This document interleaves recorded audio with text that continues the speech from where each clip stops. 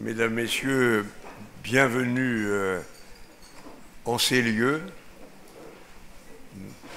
C'est pour honorer l'Égypte que le soleil, je veux dire presque le soleil d'Égypte, nous accorde son hospitalité et viendra baigner de sa lumière nos travaux. Depuis 2014, le secrétaire général de l'Institut du monde arabe, David Brucker, et Adel Paria ont suscité l'organisation régulière de rencontres économiques franco-arabes qui, je le crois, sont restés dans les mémoires comme des événements importants, des événements marquants. Habituellement, ces rencontres sont en corrélation avec l'événement fort et phare du moment. En ce moment, l'exposition Canal de Suez. Et donc, il était normal et légitime que nous consacrions une journée à l'avenir des échanges économiques franco-égyptiens. L'Égypte, pour nous, Français, Européens, est un pays qui reste dans nos mémoires et notre présent le grand pays d'Afrique. C'est, on l'oublie parfois, le plus ancien État du monde. C'est le plus ancien État du monde et qui a connu depuis des millénaires et des millénaires une structure étatique. Ce n'est pas le cas pas même du pays où nous sommes. C'est un pays fascinant, séduisant, en pleine transformation. Et nous avons souhaité pouvoir établir un échange sur l'évolution de ce pays et surtout de ses relations avec la France.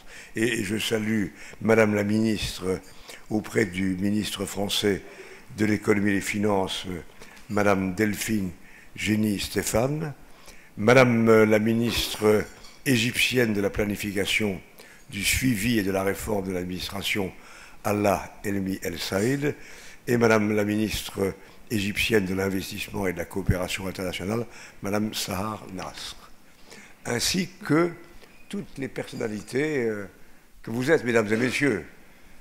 Pardon, je veux dire, salut aussi mon grand ami, toujours fidèle, toujours présent, monsieur l'ambassadeur de l'Arabie Saoudite.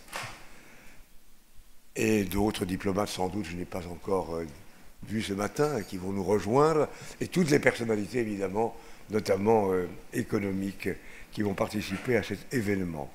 La liste des intervenants, vous l'avez sous les yeux, est impressionnante, et monsieur l'ambassadeur de France est ici présent, et on sait le travail tout à fait remarquable qu'il entreprend en Égypte, dans ses liens avec l'ensemble des institutions culturelles, intellectuelles, économiques, sociales. Et je veux le remercier vraiment pour nous, en tout cas pour l'Institut du monde arabe, d'avoir contribué à faciliter notre mission et de nous avoir aidés à la préparation de ce grand événement qui, je l'espère, sera visité par vous quand vous voulez dans la journée, l'épopée du canal de Suez, des pharaons au président Sisi, on peut dire, des pharaons à aujourd'hui. Et, monsieur l'ambassadeur, merci vraiment de tout cœur de la part des dirigeants de l'Institut, pour vous-même et tous vos collaborateurs. Ces échanges apporteront, je l'espère, un éclairage sur l'impact des récentes réformes économiques et sur les opportunités d'affaires qu'elles génèrent pour les entreprises françaises.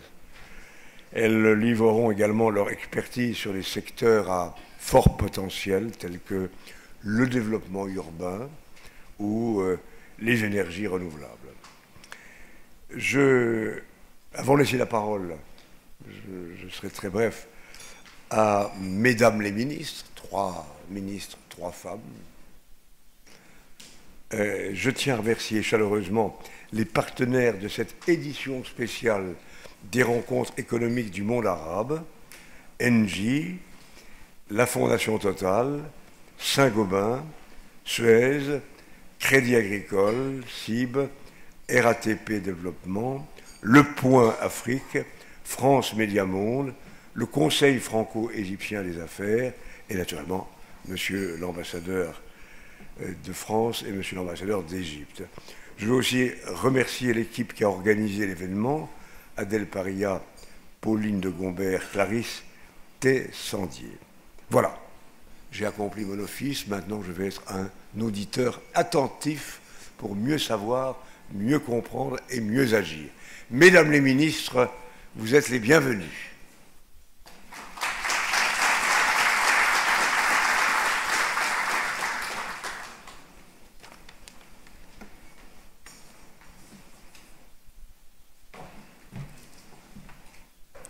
Merci beaucoup, Monsieur le Président, et bonjour à tous. C'est un grand plaisir pour moi d'être présente aujourd'hui dans cette belle salle, dans cette belle journée, et avec mes collègues, Mesdames les ministres, que je félicite aussi pour leur renomination au sein du gouvernement de façon très récente. Je voulais me féliciter avec vous et me réjouir de la transition économique qu'a connue l'Égypte au cours des dernières années et aussi surtout des derniers mois. Il y a des réformes nécessaires, courageuses, qui ont été entreprises et nous voyons déjà les premiers effets de ces réformes dont il faut encore une fois se réjouir. Ces réformes, elles visent à rétablir les fondements macroéconomiques du pays, à améliorer la situation structurelle de l'économie et à restaurer la confiance des marchés. Mais surtout, ces réformes, elles ont été conduites en veillant à préserver les catégories les plus vulnérables de la population et en concentrant les aides sociales sur ceux qui en avaient le plus besoin. Nous avons, par exemple, soutenu au cours des derniers mois la mise en place de la couverture maladie universelle. Et donc, nous voyons par ce type de mesures qu'il y a des dispositifs extrêmement utiles qui sont pris parce que la réforme économique, la réforme structurelle qui est profonde, elle peut être déstabilisante pour certaines catégories de population et il est important de tenir compte de ces impacts. Ces réformes, nous pensons qu'elles sont de nature à attirer de nouveaux investissements et à contribuer à la croissance et à la prospérité du pays. Le défi pour les autorités égyptiennes est double. D'une part, continuer de développer les infrastructures pour répondre aux besoins de la population égyptienne sur l'énergie et les transports, par exemple, mais aussi de poursuivre les réformes structurelles pour favoriser le développement des entreprises, en particulier des PME créatrices d'emplois, et attirer les investisseurs étrangers. Sur ces deux défis, la France et les entreprises françaises veulent être présentes pour contribuer au développement de l'Égypte dans un esprit de bénéfice mutuel. Comme vous le savez, la relation franco-égyptienne se porte bien. Le stock d'investissements directs étrangers français atteignait 1,6 milliard d'euros en 2016, plaçant la France au 5e rang des investisseurs. Avec 160 filiales qui emploient plus de 30 000 personnes, les entreprises françaises ont su s'inscrire durablement dans le paysage économique égyptien. Et, encore une fois, je vous en félicite, vous qui êtes présents aujourd'hui. Ce rôle d'investisseur et de partenaire clé, nous voulons encore le renforcer. C'est le message qu'a passé le ministre Bruno Le Maire lors de la visite du président Sisi en France en octobre dernier. Et notre partenariat économique, qui est historique, veut également se tourner vers l'avenir. Nos entreprises ont contribué à bâtir des infrastructures emblématiques en Égypte, en utilisant toute la gamme de notre expertise et de nos outils de financement en faveur du développement. Nous voulons poursuivre dans cette voie avec des projets identifiés par exemple dans le secteur de l'énergie. Et nous voulons également contribuer au développement des PME et à la création d'emplois, notamment pour les jeunes Égyptiens.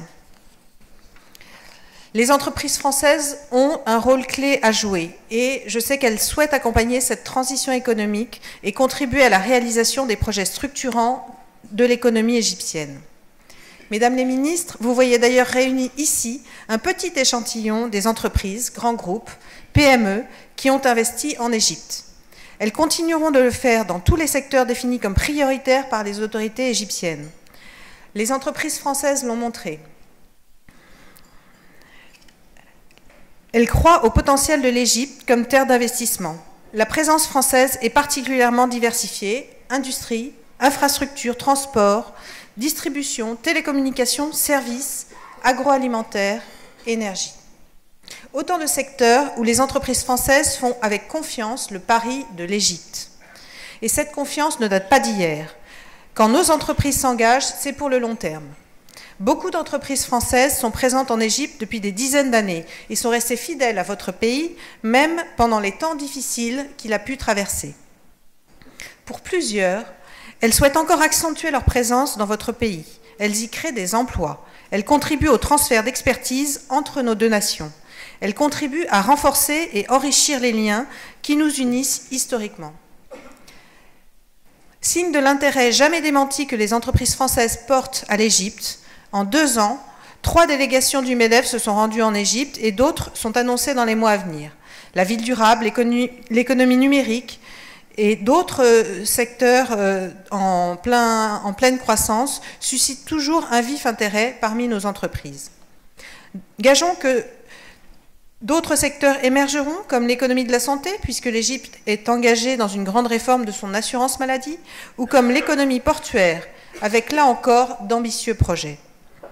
Puissent les discussions qui se nourront ce matin se traduire par des relations économiques toujours plus profondes, au bénéfice réciproque de nos 2 pays, et je vous souhaite une journée extrêmement féconde d'échanges sur ces sujets. Je vous remercie.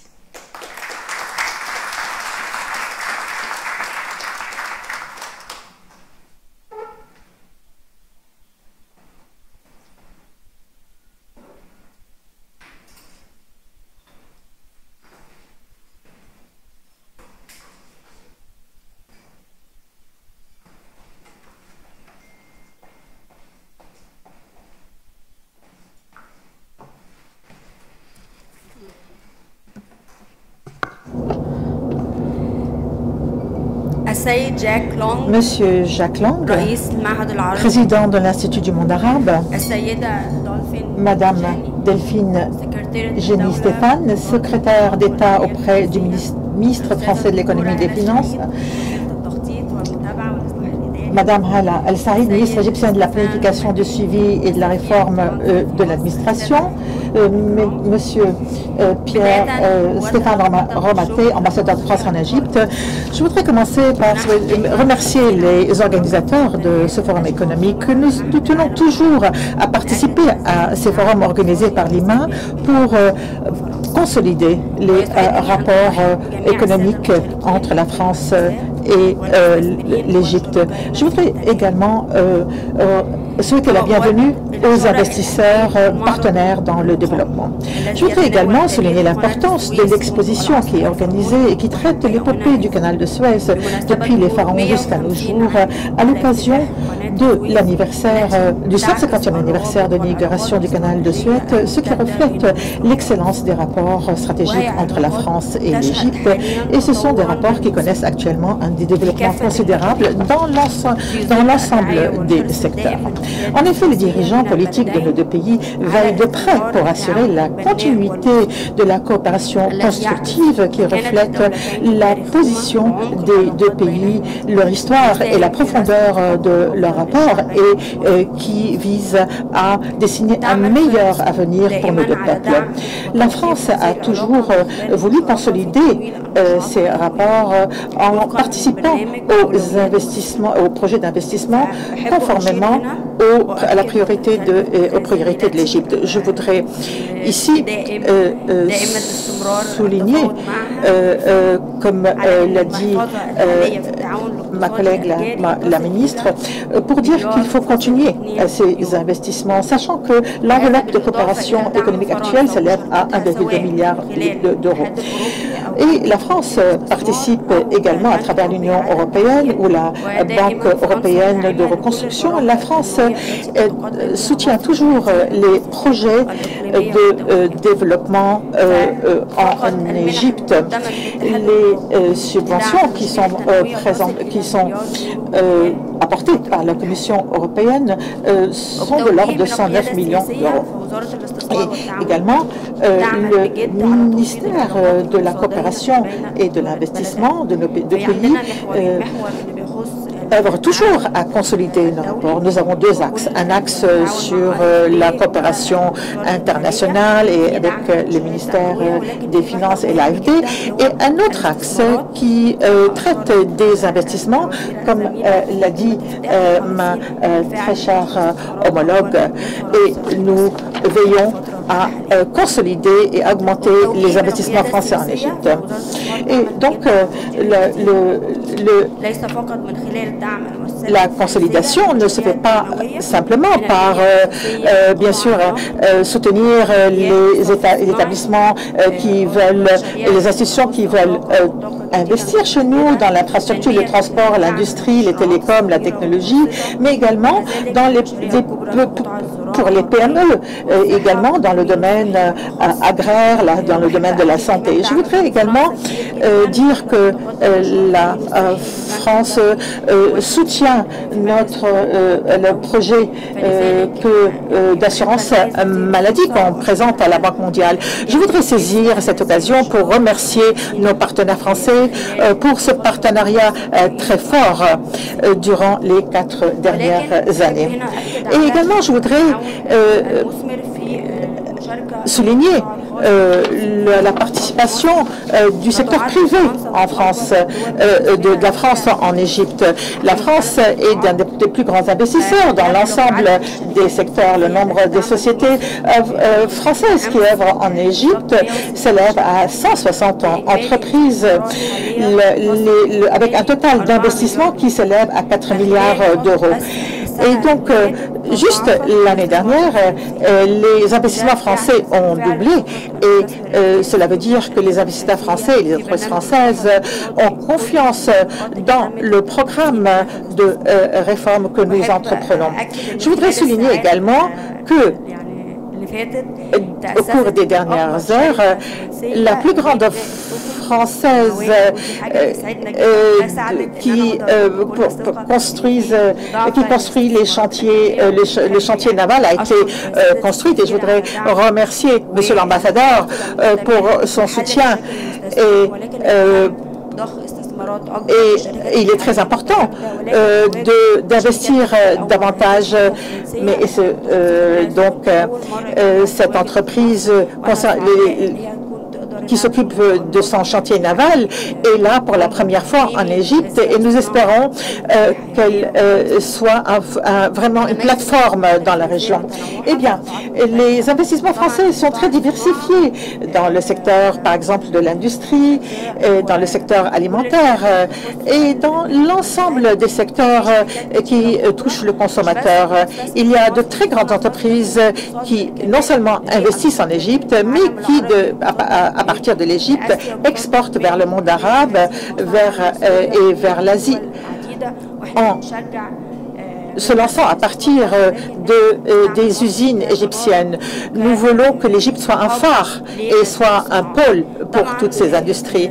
Et bien entendu, les transports, la technologie de l'information, le secteur financier, avec les banques et acteurs financiers non bancaires, tous ces secteurs sont présents en Égypte et nous voudrons remercier la France qui nous soutient dans le domaine des investissements français ou communs.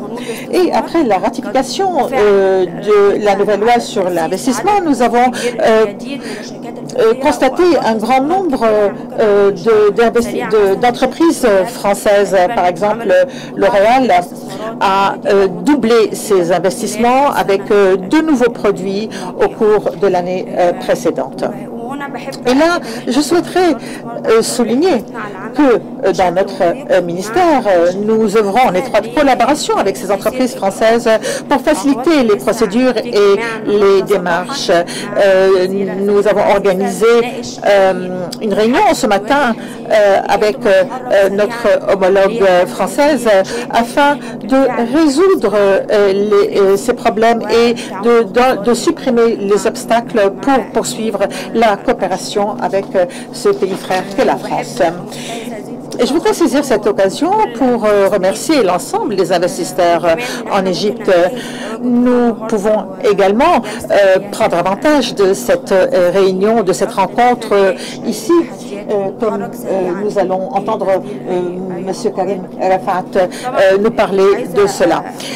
Je ne voudrais pas entrer dans le détail des législations, mais nous avons vu qu'un grand nombre de sociétés françaises et européennes et internationales ont fait face à des obstacles. C'est pour ça que nous avons amendé la loi sur les entreprises, nous avons accepté également les entreprises unipersonnelles et le Parlement égyptien vient d'approuver la loi sur le crédit bail, sur la facturage, afin que ces entreprises puissent travailler facilement. La France a un très grand avantage compétitif. Nous avons un énorme marché qui comporte plus de 100 millions de consommateurs. Nous avons une position stratégique unique sur la carte du monde qui relie l'Europe, l'Asie et l'Afrique. Et lorsque l'on regarde les accords de libre-échange avec les pays africains, eh bien, on voit que tout ça est positif. Et en décembre 2018, nous allons tenir un forum avec le Forum africain. Tous ces accords, toutes ces conventions nous font parler d'un marché pas seulement de 100 millions de consommateurs, de 500 millions de consommateurs sur ce continent. Nous parlons d'un très jeune État parce que nous avons une très grande jeunesse, une main-d'œuvre très jeune, bien formée et qui peut améliorer la productivité et contribuer à soutenir l'économie de l'Égypte, du monde arabe et à coopérer avec l'ensemble des pays européens. Nous avons réalisé à travers ces réformes législatives un grand nombre d'initiatives, notamment par la création du centre des services pour les investisseurs et la technologie de l'information. Nous avons également établi une cartographie pour l'investissement. Toutes ces législations visent à assurer les garanties et les incitations pour les investisseurs. Nous avons établi un cadre législatif clair pour donner des opportunités égales, non seulement pour les grandes entreprises multinationales, mais également pour les petites et moyennes entreprises, les start-up, les jeunes pousses, qui sont très importantes dans la stabilité économique et les opportunités de travail. Je voudrais également saisir cette occasion pour mentionner la visite du ministre français des Affaires étrangères accompagné de l'ambassadeur. Et donc, au nom de mon homologue égyptien, le ministre des Antiquités, je voudrais dire que nous appelons à un appel d'offres pour diriger le grand musée de l'Égypte. Et nous invitons l'ensemble des entreprises à œuvrer dans ce sens. Bien sûr, nous avons toujours des contacts, notamment avec M. Lang, pour tout ce qui concerne les activités culturelles, l'archéologie et les musées. Et nous tenons à encourager les entreprises françaises à se présenter, à répondre à cet appel d'offres pour ce grand projet dont on est extrêmement fiers. Et en effet, l'Égypte cherche à assurer un avenir brillant pour ces nouvelles générations à travers l'établissement des ponts et des liens dans le domaine économique, notamment en coopérant avec les pays frères et les organisations internationales. La présence de la France dans ce cadre, non seulement à travers ses entreprises, mais également sa présence dans les organisations internationales et son soutien continu à ces projets nationaux est très important pour nous. Et nous espérons que cela continue dans les périodes à venir et nous appelons toutes les entreprises françaises à investir dans notre pays. Merci de votre aimable attention.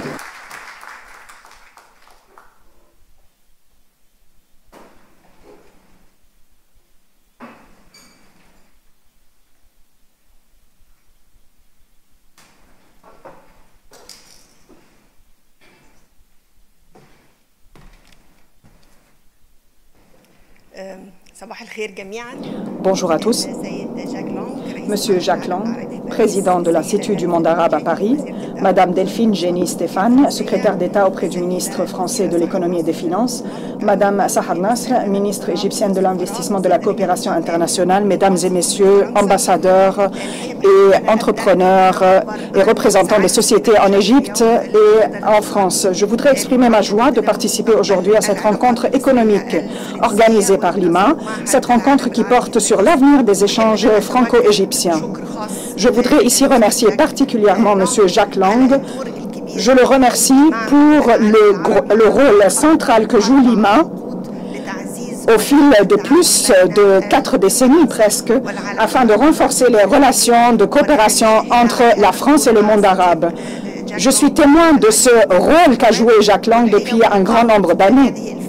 Je pense que l'organisation de cette rencontre importante nous permet de consolider nos liens historiques qui se manifestent également à travers l'épopée du canal de Suez. Je voudrais remercier la France et les représentants de la France qui ont coopéré à l'organisation de cet événement important aujourd'hui. Donc, je voudrais ici confirmer que nous sommes liés à la France par des relations de partenariat et de coopération dans différents domaines, et notamment dans le domaine économique, culturel et scientifique. Ces relations se sont basées sur des constantes historiques authentiques qui trouvent leurs racines dans notre civilisation et notre histoire. Ces relations se sont manifestées clairement lors de la visite du président égyptien effectuée en France lors du mois d'octobre dernier. La France, comme l'ont dit les intervenants précédents, est un des partenaires les plus importants pour l'Égypte, et notamment dans le domaine de l'enseignement supérieur. J'étais assistante pour l'Université du Caire pour les relations internationales et j'ai pu voir moi-même la coopération importante entre la France et l'Égypte dans ce domaine important, à savoir l'enseignement supérieur, l'investissement dans les ressources humaines et l'investissement le plus important et le plus fructueux.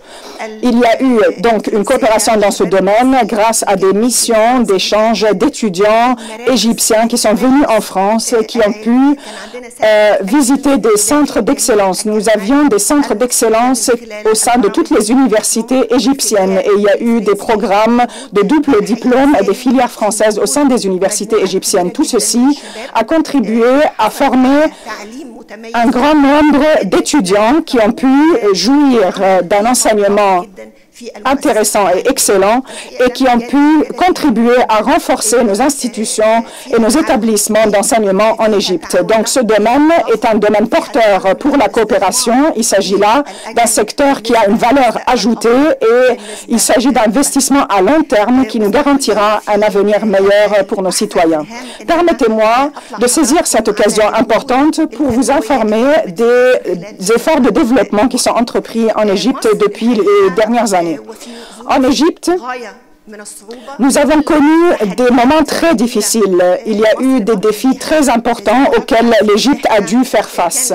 Comme vous le savez, nous avons connu une période d'instabilité sécuritaire et politique depuis 2011. Cette période a duré 3 ans environ, jusqu'à ce que nous avions pu retrouver la stabilité politique depuis 2014. Donc, depuis 2014, nous avons commencé à remettre sur pied une politique économique complète de développement.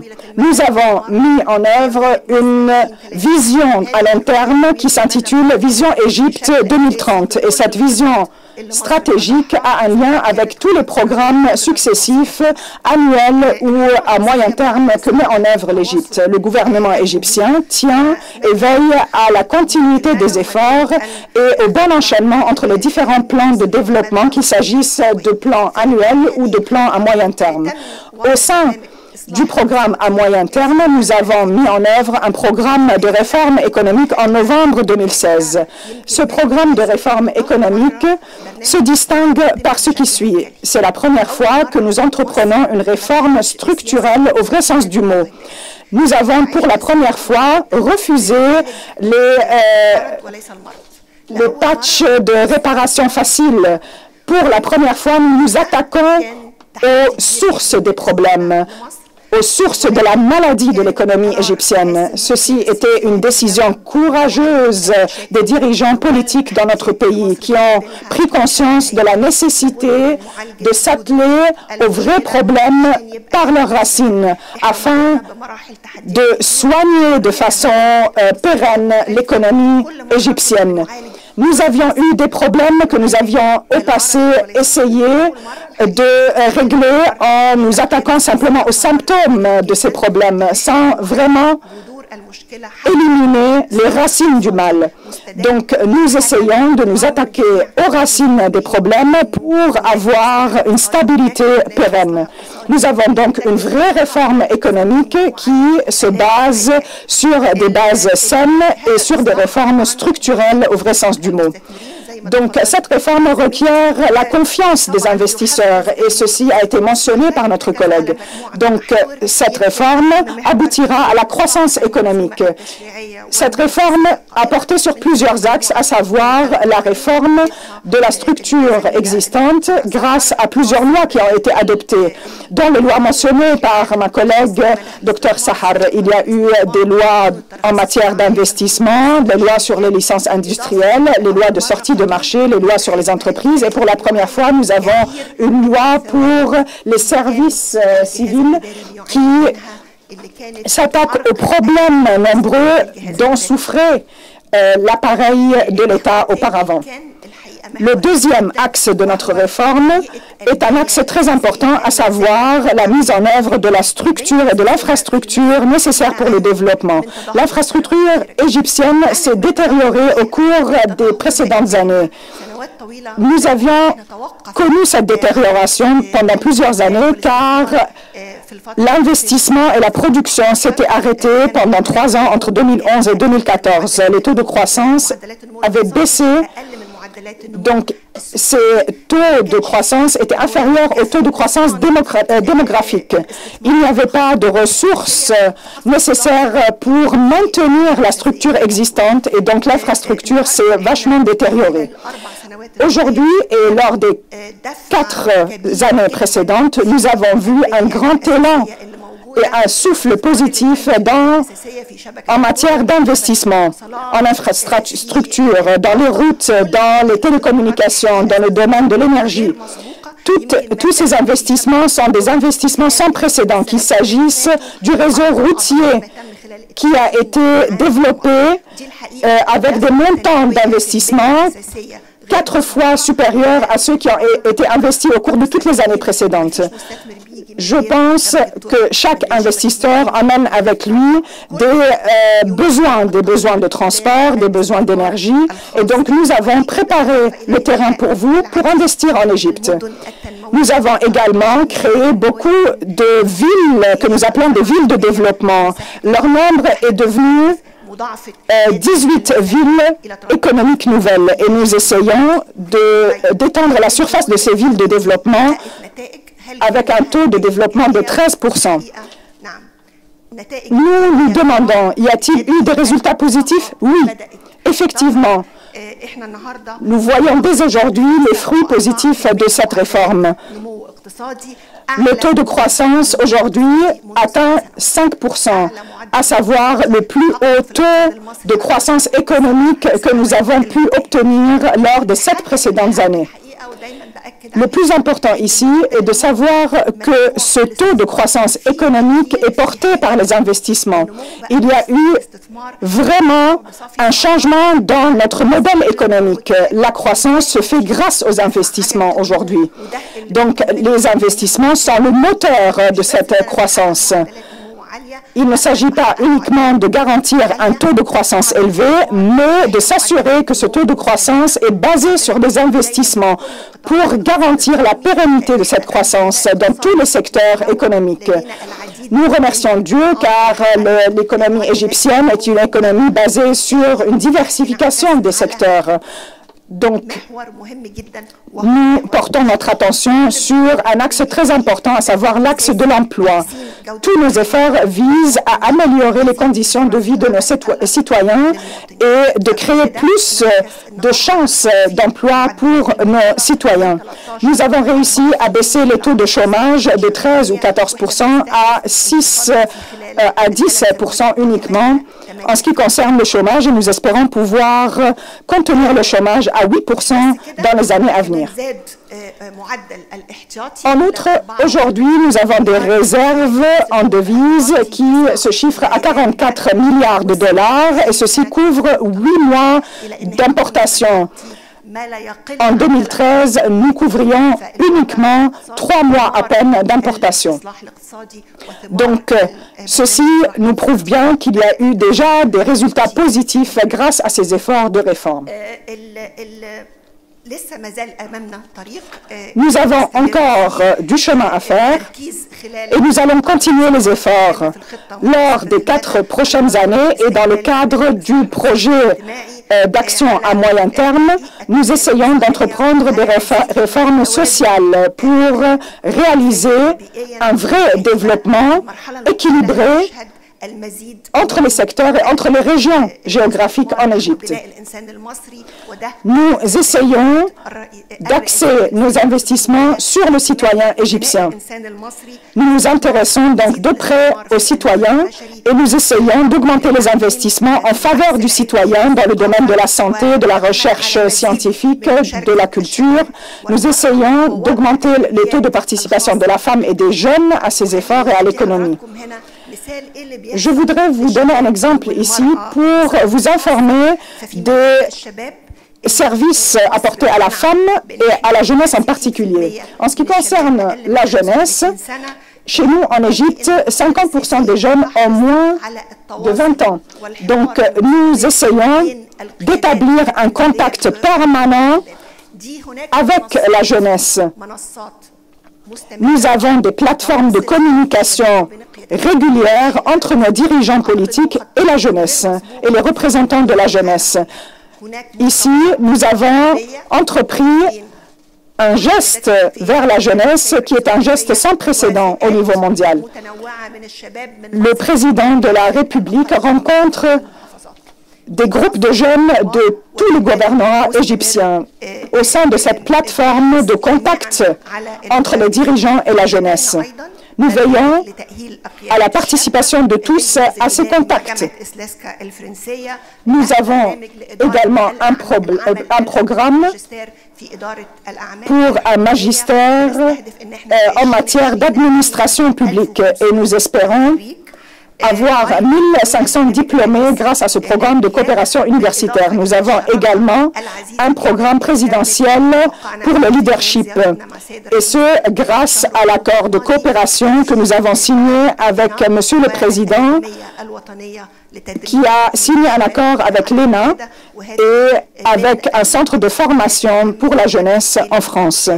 Cet accord de coopération est très important pour nous car il nous permettra de former des cadres supérieurs en Égypte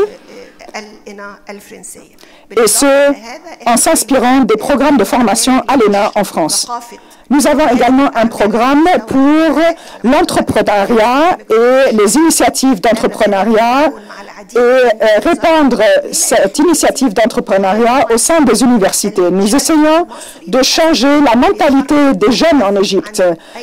Le jeune en Égypte est diplômé et puis ensuite il cherche un emploi et nous essayons d'inverser l'état des choses. Nous essayons de donner aux jeunes les moyens de créer leur propre emploi grâce à l'entrepreneuriat. Nous avons donc beaucoup de partenariats au niveau des écoles et des universités. En ce qui concerne la femme, la direction politique a mis toute sa confiance dans la femme égyptienne. Le nombre de femmes ministres augmente. Nous représentons 25% des dirigeants au sein du cabinet des ministres. Il ne s'agit pas uniquement d'une augmentation de présence en nombre, mais une augmentation également des responsabilités qui sont données aux femmes. Il y a des portefeuilles d'investissement qui sont pris en charge par des femmes. Il y a également la couverture sociale, le tourisme, la culture, tous ces domaines qui sont très importants sont aux mains des femmes aujourd'hui au sein du gouvernement français. Et ceci témoigne bien de la confiance dont jouit la femme au niveau de la direction politique dans notre pays. Il s'agit d'un message pour la société entière. Il faudrait faire confiance à la femme, car la femme façonne les générations à venir. Nous avons également une stratégie consacrée aux femmes, intitulée « La femme en 2030 ». Et grâce à cette stratégie, nous essayons de renforcer le rôle de la femme en matière de prise de décision. Je voudrais vous parler également d'autre chose. Aujourd'hui, nous parlons du plan d'action à moyen terme. Ce plan est centré sur le citoyen. Il vise à atteindre un taux de croissance qui est à hauteur de 8%. Car nous connaissons un taux de croissance démographique énorme en Égypte. Et ceci représente un défi important pour l'Égypte. Nous avons donc beaucoup de politiques pour contenir cette croissance démographique et pour l'équilibrer avec une meilleure croissance économique afin d'améliorer les conditions de vie de nos citoyens. Nous essayons également de porter une attention prioritaire aux secteurs de pointe, à savoir les secteurs qui ont un grand élément de technologie. Ces secteurs sont très prometteurs, ils sont très interconnectés avec d'autres secteurs créateurs d'emplois. Nous essayons également de nous intéresser aux PME et aux parcs industriels et nous essayons de connecter ces parcs industriels et de travailler en réseau et en groupe économique, cluster. Donc nous essayons de créer 900 000 emplois, et notamment dans les secteurs d'exportation. Nous essayons d'augmenter les exportations de 15% par an, et ceci au cours de ce plan à moyen terme. Ici, je voudrais insister sur le fait suivant. Tous les projets sont mis en œuvre en adoptant une approche participative. Le gouvernement travaille en étroite collaboration avec la société civile et avec le secteur privé. Nous avons le ministère de la Planification, qui est le ministère principal de coordination des efforts. Nous avons donc un triangle d'or de coopération entre le gouvernement, la société civile et le secteur privé. Ce triangle d'or nous permet d'aboutir au développement souhaité. Je voudrais ici saluer tous les représentants qui sont présents parmi nous aujourd'hui.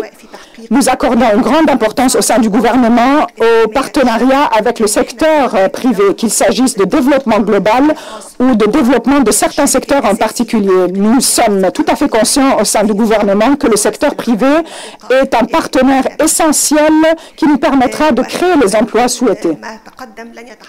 Enfin, nous ne pourrons réaliser tous ces objectifs que si nous continuons les relations de partenariat consolidées solidarité avec les pays avec lesquels nous avons des liens historiques, et notamment la France et d'autres pays européens. Nous avons des relations privilégiées avec un grand nombre de pays qui s'ajoutent aux relations amicales que nous entretenons avec beaucoup de pays arabes et africains. Je voudrais remercier à nouveau Lima à Paris et à tous ceux qui ont participé à l'organisation de cette rencontre. Je vous souhaite le plein succès. Vive la France et vive l'Égypte.